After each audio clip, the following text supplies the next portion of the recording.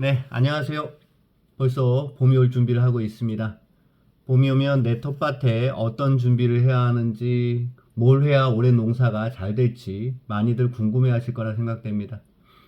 이런저런 자료들을 살펴보면 2월에는 어떤 작물을 심어야 하고 3월에는 또 어떤 작물을 심어야 하는지 알려주는 자료들은 굉장히 많습니다. 하지만 작물을 심기 전에 뭘 어떻게 해야 하는지 알려주는 자료는 없어서 많이들 답답해 하셨을 건데요. 제가 작물을 심기 전에 해야 하는 일들을 한번 정리해 봤습니다. 이제 2월쯤 되게 되면 이제 언 땅이 녹기 시작합니다. 이때 가장 중요한 것은 바로 잠자던 토양을 농사짓기 좋은 흙으로 깨워주는 게 중요합니다. 저는 이때 되게 중요하다고 생각되는 게 토양을 경화시키고 배수를 원활히 하는 거라고 생각돼요. 그 뒤에는 밑거름을 해야겠죠. 이런 과정 없이 식물부터 심는다면 좋은 결과가 나올 수 없습니다. 그래서 오늘은 2월부터 3월까지 내 텃밭에 해야 되는 일들을 한번 정리해 봤습니다. 올 농사의 첫 걸음은 바로 겨울잠 자던 토양에 겨울잠을 깨우는 일입니다. 가장 처음에 할 일은 우리말로 하면 쟁기질입니다. 우리 땅에는 차량이나 무거운 농기계 등으로 다져져서 만들어지는 아주 단단한 층이 있는데 이 부분을 경반층이라고 말합니다. 내 땅에 딱딱하게 굳은 이런 경반층이 생기면 물이 그 부위에 머물면서 여러 가지 해로운 영향을 끼칩니다. 따라서 겨울철 얼었다 녹았다를 반복하면서 단단해진 이 굳어진 경반층에 쟁기질을 해서 토양 깊이 산소 공급을 해주고 토양 미생물들도 깨어나게 해주며 고여있는 물이 없도록 해주는 것이 중요하다고 생각됩니다. 이때 작물의 뿌리가 잘 뻗어날 수 있게 되도록 깊이 쟁기질을 해주면 좋습니다. 이 쟁기질이 토양의 겨울잠을 깨워주는 첫 번째입니다. 두 번째는 배수가 잘 되도록 배수로를 확보해 주는 것이 필요합니다. 배수가 원활하지 못할 경우에 고여있는 물에 각종 화학물질이 녹아서 염류 침착 및 각종 토양 병원균의 발생에 원인이 될 수 있습니다. 대부분 5월에서 6월에 발생되는 곰팡이 유래 질병들은 이 배수 문제로 발생되는 경우가 매우 많습니다. 세 번째는 거름을 주는 것이 매우 중요합니다. 거름은 밑거름과 웃거름이 있는데 이 시기에는 밑거름을 주는 시기입니다. 이 밑거름은 씨를 뿌리거나 모종을 하기 전에 주는 거름으로 작물을 심기 전 토양에 기초 양분을 주는 단계입니다. 밑거름으로 주는 유기질 퇴비는 효과가 조금 느리게 나타나지만 오랫동안 지속되는 효과가 있기 때문에 넉넉히 넣어주시는 것이 좋습니다. 이때 유기질 퇴비를 넣으라고 하니까 퇴비 대신 유박을 넣으시는 경우가 있는데 유박과 유기질 퇴비는 다릅니다. 특히 발효되지 않은 유박의 경우에는 염류장애 및 가스 발생으로 작물에 해가 되는 경우가 많으니까 유박을 사용하실 때는 특히 주의가 필요합니다.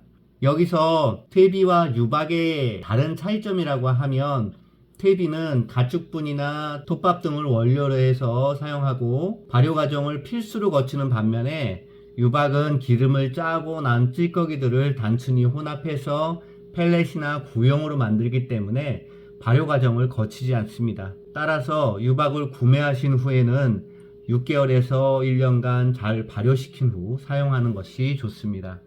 유기질 퇴비 중에 가축분 퇴비는 가장 저렴하고 쉽게 구할 수는 있지만 대부분 판매되는 가축분 퇴비는 발효되지 않은 상태에서 포장하기 때문에 악취가 심하고 가스 발생으로 작물에 해가 되는 경우가 많아서 주의가 필요합니다. 또 요즘엔 이 악취를 잡기 위해서 석회를 대량 첨가해서 만드는 경우가 있어서 오히려 땅을 망치기도 합니다. 그래서 도심에서 텃밭을 하는 분들이라면 가축분 퇴비 대신 부숙 톱밥을 유기질 퇴비로 선정하시는 것을 권장드립니다. 이렇게 말씀은 드렸지만 잘 발효된 가축분 퇴비는 아주 좋은 유기질 퇴비이기 때문에 가성비도 굉장히 좋고요. 잘 사용하시면 매우 좋은 유기질 퇴비라고 말씀드릴 수 있겠습니다. 여기서 유기질 퇴비는 한두 달 전에 밑거름으로 넣어주면 대략 한 6개월 이상 그 효과가 지속되고 지력을 높여주며 특히 토양의 물리성을 개선하는데 매우 효과적이기 때문에 밑거름으로 아주 좋습니다. 이 유기질 퇴비를 한두 달 전에 넣어주는 이유는 이 유기질이 토양과 섞여서 식물의 양분이 되기까지 다소 시간이 필요하기 때문입니다. 또 이 유기질 퇴비가 발효가 덜 된 상태라면 가스가 발생될 수도 있고 이 가스로 인해서 씨앗 발화가 안 되거나 어린 새싹에 영향이 있을까 하는 걱정 때문입니다. 그래서 효과도 빠르고 씨앗 발화에도 영향을 주지 않은 완숙 유기질 퇴비를 선정하는 것이 매우 중요합니다.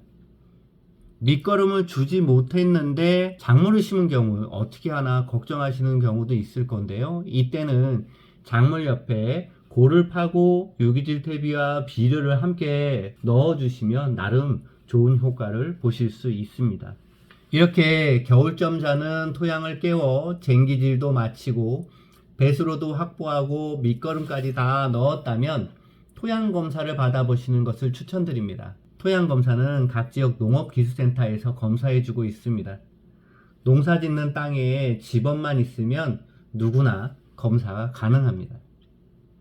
자, 이런 토양 시료 채취기나 모종삽을 이용해서 지그재그 또는 경사지의 상부, 중부, 하부로 나누어서 15cm 깊이로 골고루 채취해주면 됩니다. 양은 종이컵 3컵 정도 대략 500에서 600ml 양이면 충분합니다.